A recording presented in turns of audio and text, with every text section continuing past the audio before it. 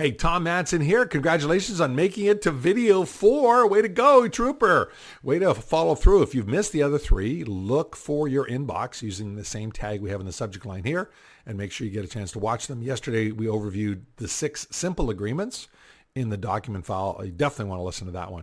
Today, we're going to talk about 2 of the more detailed, more complex agreements that you get that cost the real big bucks, actually. One is an asset purchase agreement, and one is a joint venture agreement, a full joint venture agreement. So the asset purchase agreement is used when you're buying another business, but you don't want to be concerned with the liabilities or exposure that might be attached to that other business. As I record this video, we've signed a letter of intent to actually purchase a bunch of assets from a major player in our space, and that's exactly the type of format we're going to use as an asset purchase agreement. There are a lot of elements to a good asset purchase agreement, and you will see a sample of one in this form for you to look at. And don't be intimidated by the length. I think this one is around 12, 13 pages long. It's got a number of different sections. You just take a look at each of the sections. You'll make changes to update it for what you're talking about. And if there are sections you haven't discussed with your potential partner or client or whoever you're buying the assets from, you reach out to them and have a conversation. Say, well, we never did talk about warranties and covenants of the purchaser or warranties and covenants of the vendor. Let's talk about that. Or we never did talk about conditions to close, or we never did talk about obligations at closing, right? Easy to go through, easy to have a discussion, get all the terms so you're both in agreement on it, and then, as always, take it to an attorney or a lawyer in your local area and get their once over on the final agreement. It'll actually save you a ton of money, and you'll make sure you're covered going through. We're not lawyers. We don't play them on TV. But we do have these beautiful templates to help you do that. So asset purchase agreement, talk about risk of loss and attorney and governing law and waivers and notice and all kinds of other things that are important.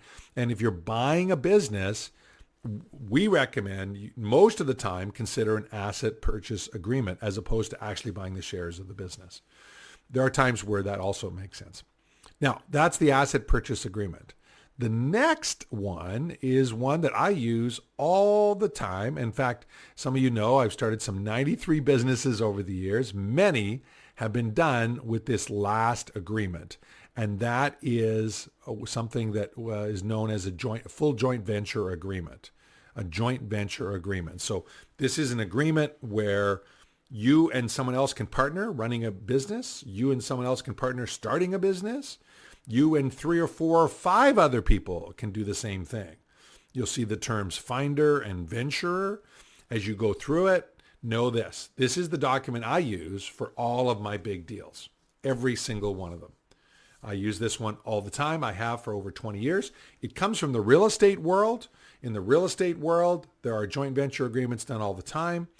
If you're outside the U.S. and you've downloaded these documents, the term joint venture may not even be something you're familiar with. In most other parts of the world, there isn't a legal structure called joint venture. So you might need to set up a corporation that runs and owns the joint venture and do it through a corporation. In the U.S., you can do joint venture agreements unincorporated or incorporated. Or advanced strategy, you can incorporate the joint venture and each of the owners can have their own corporation as parties to the joint venture. So there's lots of ways to get super complex and I provide extra layers of protection around that structure. What's important is this document covers what are you doing together, what's the game you're playing, how do you make decisions, how do you finance the venture as you go forward, starting and later, how do you transfer ownership? When you're friends, when you're not friends, you need to cover all of those different provisions. How do you prove the numbers? How do you show the accounting? How do you handle distributions? All of that is spelt out in this document. It's a huge, detailed document. You're going to absolutely love it if you take time to use it. And we're honored to give that to you as a template Of course, like all the templates, once you modify it all, get it all good, take it to a local attorney or a lawyer in your market. Make sure they take a look at it and give you legal advice on that. We're not lawyers. We don't pretend to be one on TV, but we do want you to save a bunch of money on your templates. So there you go, the asset purchase agreement and the full joint venture agreement. Tomorrow, we're going to give you some tips on how to go find partners and make it happen using these great tools. And that'll be our last of the 5 video series. Cheers.